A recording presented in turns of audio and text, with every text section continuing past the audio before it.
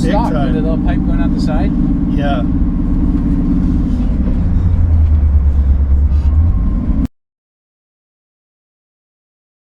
Bruce for promotional stuff, and then it was Bruce's for 40 years, and I acquired from him. Oh, okay. Yeah. But let's rather talk about like what makes these things special, you know? Right. So why are these so special? Okay, so Ford makes the 65 car, and it's a fucking turd. So they go over to Shelby and go, hey man, we need to make something, you know, we need a flagship model of this car, you know. And so he goes out and he does this. They make this thing run to get the power to weight ratio right. They come and they take they cut the back the floor out of them in the back, the pans, then they lighten them up. They take the hoods and they go fiberglass hoods, and they took the back seats out. Then he went into the suspension, kind of inverted the suspension, had his tricks, and so the car is very nimble. The power to weight ratio of the car is really now in line, because now you've got, you know, over 300 horsepower and under 3,000 pound car, so your power to weight ratio is really just where you want it.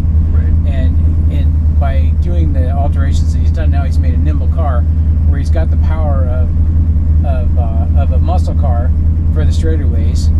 You can chase down 911s in these things, and you can still keep up in the corners because now it's nimble. She handles really good, and it's got the torque and power to blast by them in the straightaways, and hence this is truly what they consider America's first real muscle car. Right. Because Camaro and Chrysler came in later in the game. Right. But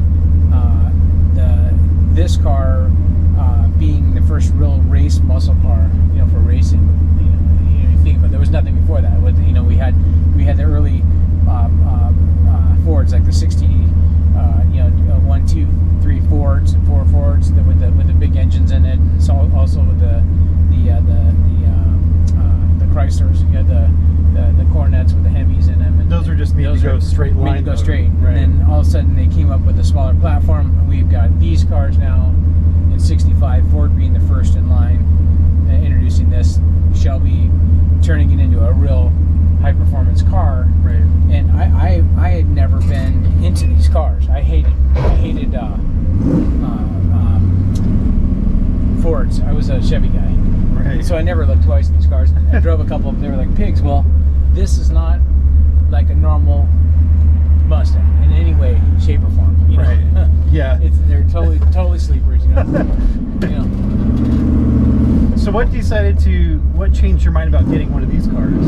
Well, the collectability of the car. The collectability of the cars were. It seemed like every. You know, if you want to go on a rally or you want to go do something special, and you say, "Hey, I want to take my Camaro, my Chevy, Chrysler, whatever it is," people go, "Well, yeah, not such a big deal, right?" Yeah. But if I say but if you're trying to enter into an event in a real GT350, real car, yeah. Well, okay, that's different. So you'll find these cars are great because they bring them on rallies, they bring them on, they can get into special events, because a car, it's not necessarily the person that gets you in. A lot of times it's the car. Right. You know, so the car is what is 50% of it. Right. Yeah. Yeah. Can we put my window down or no? Well, if you want, it's a little cooler if you do.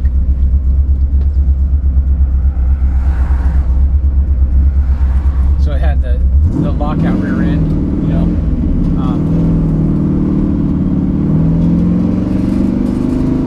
And is this the only Mustang that you have in your collection? Yeah, it is. I had a clone.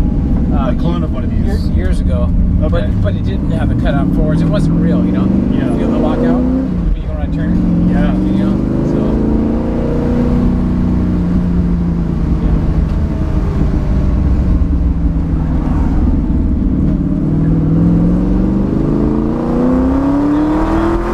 This is a small block. This is the way it came, right?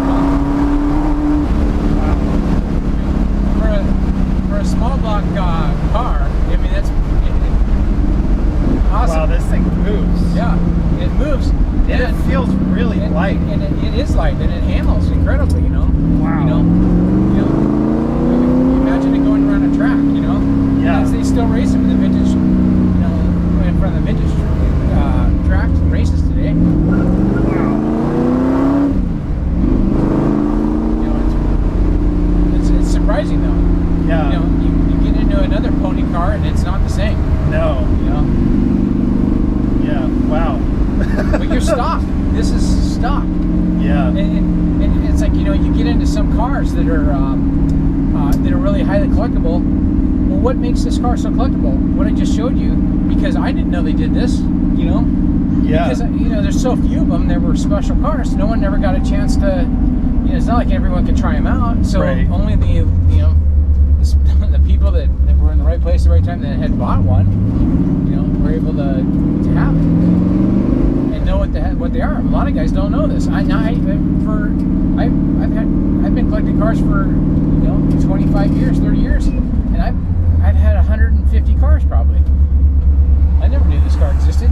I saw it before, but I didn't know what it actually was and understand. You just knew it was a high value car and it was collectible. Yeah. You didn't know that it was like this. And this car, I mean, what makes this car, it's not that not only the production level is so slow, I mean, so low, it's the fact that the car does what it does. And you look at some of the cars that are so special, it's because they actually perform what they can do. Yeah. You know?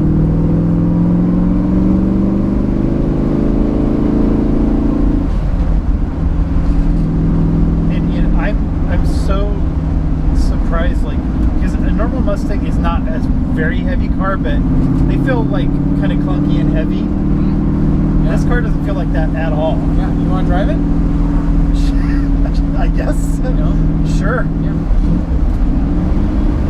I mean, I can't say no to that.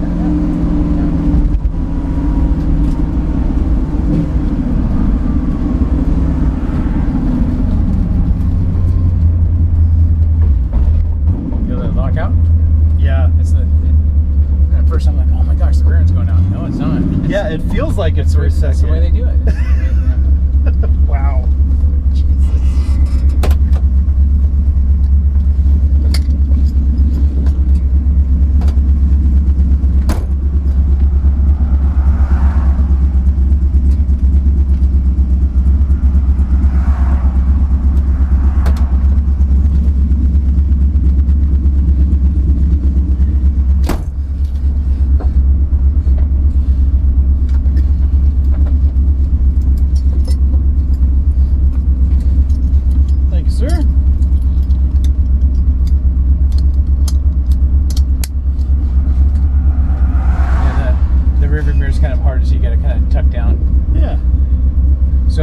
Straight up. So I have a cheater gearbox in it for the rally.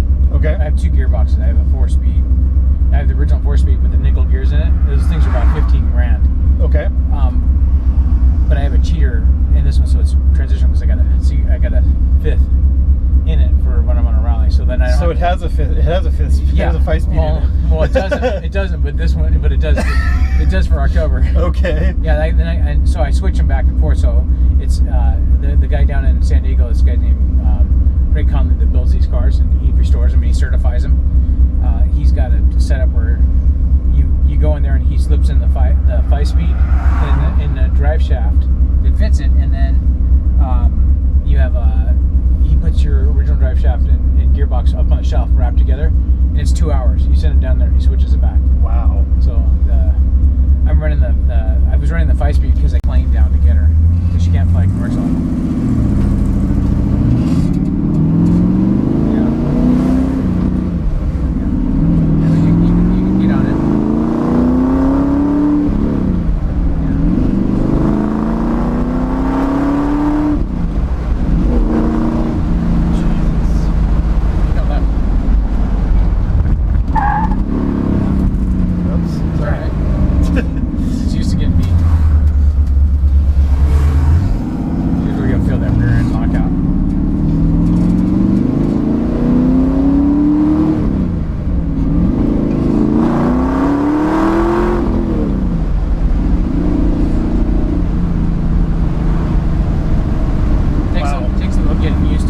Yeah, for sure. You're driving them.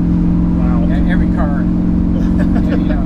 I'm so used to going for so many different cars. I bet. I know what to expect. How to make them feel. Turn right here. Yeah, you turn. I keep going for right. a blinker.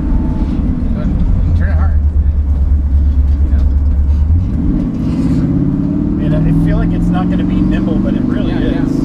Yeah, just leave it in second. Leave it in second. Okay. And then you can go around the turn and kind of feather it in as you know.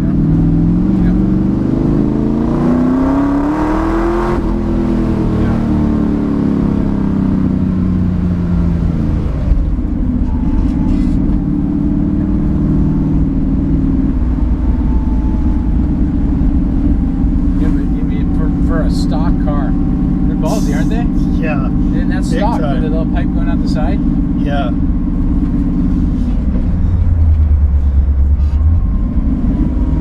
The next one.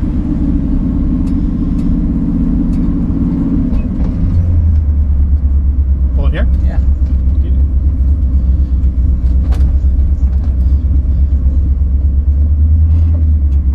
How far do you want to bolt it? This doesn't matter. What's up? It doesn't matter. I can open the doors. Okay. Just leave it here. Yeah, it's fine. Yep. It's just, Turn it off? yeah. It's just straight. You just leave it. I leave it in. Oh, okay. Right here, one thing you never do is take key out of ignition. Because you'll lose it? Yeah, the only thing at a car show, I'll take it out and I put it under the seat, so someone doesn't see it sitting there. But when you're Wow. when you're Do you put the parking brake on? nope. I mean, I don't give a shit. I mean, it's just, it's not going anywhere. Wow. Thank you. Something in it. This thing's amazing. It just gives you a different appreciation. And the thing is with cars, there's so many people that just don't run into this and they're not exposed to these different special kind of cars. No. When you get in a situation where you're so used to playing with stock factory or even if you hype them up modified, but you're just a regular 66 or a 67 fastback. I mean, there's some great looking models out there and they look great, but you get them out on the road and they're just the same old pile of shit muscle car that all the automotive makers made something equivalent to it. That was the production that you got. Or like a newer resto mod car with like a Coyote or something like in it. But this is a very a special car that actually is incredibly fast. But but if you didn't just drive this and ride in this car, you wouldn't even know. No. And you would see it in a movie or like some of the new movies. But even if you saw it in a movie, you wouldn't know until you actually see it, because we know that in movies that things are highlighted, very exaggerated. Exactly. But in real life, and so now you see something like this and you can understand the collectability of big time of why people are attracted to this. And have a car like this that the RPM. So this is Shelby put these gauges right here. That was part of the package, so you can see RPM gauge. But these cars they're set up to be running at 3,500, 4,000 RPMs all the time. Yeah. And when you're running on the 4-speed, so you're running that all the time, and the hypo motors. I mean, 6,500 redline on these little motors. They can really pull for a long time. Yeah. And the power's there, and at the end, it's just special car. Very special.